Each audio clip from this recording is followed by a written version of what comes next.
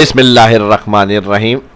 Stock की all in one report कैसे Microsoft Excel में बनेगी, जिसमें सारी डिटेल होंगी, ये आज की इस वीडियो में सीखने को मिलने वाला है। तो चलिए शुरू करते हैं आज की इस क्लास को। माइक्रोसॉफ्ट एक्सेल को ओपन करेंगे। यहाँ पे एक्सेल के अंदर हमारे पास सीरियल नंबर का एक कॉलम दिया हुआ है। इसके साथ आइटम है stock, purchase, sale, profit, profit percentage, जिसका हाई होगा अप, जिसका मिड होगा राइट और डाउन होगा तो डाउन एरो। स्टॉक, फिर सेल कितना हुआ हमारे पास, क्वांटिटी, फिर सेल अमाउंट, फिर क्लोजिंग, उसके बाद हमारे पास टोटल, उसका प्रॉफिट। तो ये सारा काम कौन सा किस तरह से करेंगे, ये आज की इस वीडियो में सीखने को मिलने वाला है। तो चलिए शुरू करते हैं इस क्लास को। अगर लाइक नहीं करा तो लाइक ज़रूर करें वीडियो को। इसकी राइट क्लिक करूंगा, मूव और कॉपी कर लेते हैं, क्रिएट अ कॉपी यहाँ से। ओके, अब जहाँ फॉर्मूले होंगे वहाँ से क्लियर करके आपको कंटिन्यू करता हूँ मैं। जहाँ फॉर्मेटिंग थी वो कंडीशनल और फॉर्मूले मैंने क्लियर कर दिए। मेन अगर हमें कोई भी रिपोर्ट देखनी है या कैलकुलेशन, तो उसमें सबसे पहले मैटर ये होता है कि परचेज़ हमने कितने की करी है, कितनी अवेलेबल स्टॉक क्वांटिटी थी हमारी, फिर उसकी सेल हमारी वैल्यू क्या है, फिर उसके बाद उसको बेचने से प्रॉफिट क्या रहेगा हमारा, फिर हमारे पास उसकी प्रॉफिट परसेंटेज जो वैल्यू है वो हमारे पास पता होना चाहिए, क्या प्रॉफिट किस प्रोडक्ट के अंदर कितना मार्जिन है हमारा। फिर उसके बाद स्टॉक, सेल, क्वांटिटी वो लिख लें आप यहाँ पे जितनी सेल हो चुकी है। फिर उसके बाद उसका सेल अमाउंट क्या बना, और फिर उसके बाद क्लोजिंग स्टॉक में क्या रह गया, और उसके बाद टुडे प्रॉफिट कितना कमाया हमने, और उसके बाद सेल अमाउंट का टोटल, टुडे प्रॉफिट का टोटल। ये सब भी हम इसी वीडियो में सीखने वाले हैं, ठीक है।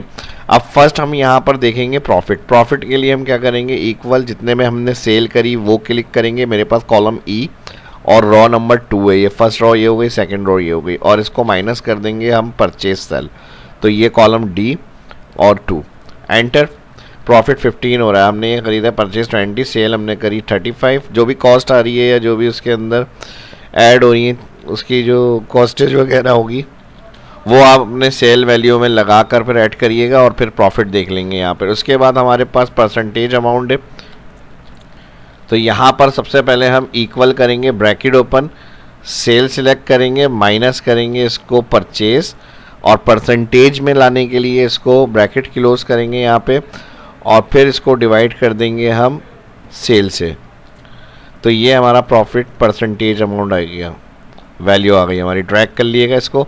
अगर ये आपकी नॉर्मल रेंज जनरल इस तरह से आ रही हो तो इसको आप परसेंटेज में लाने के लिए यहाँ से परसेंटेज क्लिक करेंगे, तो ये यहाँ पर अमाउंट आपकी परसेंटेज में आ जाएगी। अगर इसको पॉइंट के बाद डिजिट को शो करना है तो यहाँ पे होम में नंबर सेक्शन से इंक्रीज एक वन टाइम करेंगे तो एक्यूरेट और एग्जैक्ट परसेंटेज के हिसाब से जो प्रॉफिट होगा वो आ जाएगा आपका प्रॉफिट परसेंटेज। उसके बाद स्टॉक हमने मिसाल के तौर पे ये अवेलेबल है, हमारा होल सेल का काम है या जो भी हमारे पास काफ़ी स्टॉक के अंदर पड़ी हुई चीज़ें। स्टॉक सेल में हमारी जो सेल हुई है वो हमने यहाँ पर ऐड कर ली कि मिसाल के तौर पे गेमिंग माउस 12 हो गए, मैकेनिकल कीबोर्ड 10 हो गए।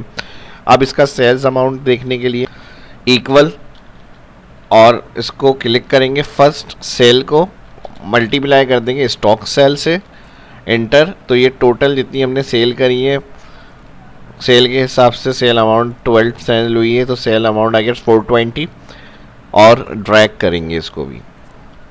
उसके बाद क्लोजिंग स्टॉक के लिए हम क्या करेंगे, क्लोजिंग क्या रही हमारी जो स्टॉक अवेलेबल है इसको माइनस करेंगे स्टॉक सेल से, तो ये हमारा क्लोजिंग रिकॉर्ड रहा, इसको हम ड्रैग करेंगे यहाँ पे। और फिर टोटल प्रॉफिट क्या रहा हमारा, इक्वल हमने 12 सेल करी है, पर प्रॉफिट हमारा 15 रुपीज़ था, इसको मल्टीप्लाई करेंगे हम 15, एंटर और ड्रैग। तो ये टोटल आज प्रॉफिट हुआ है हमें सारा, और इसका टोटल करना है। अगर आपको एंड ऑफ यहाँ पर रॉ के पास जहाँ लास्ट एंट्री है तो इसको हम यहाँ पे ऑल्टर इक्वल करेंगे टोटल, सम की शॉर्टकट किए।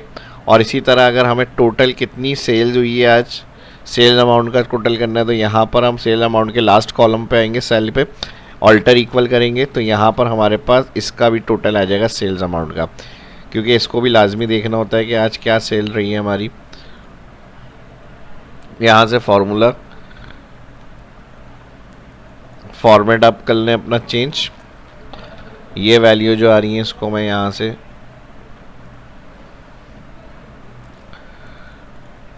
कलर कर रहा हूँ ब्लैक।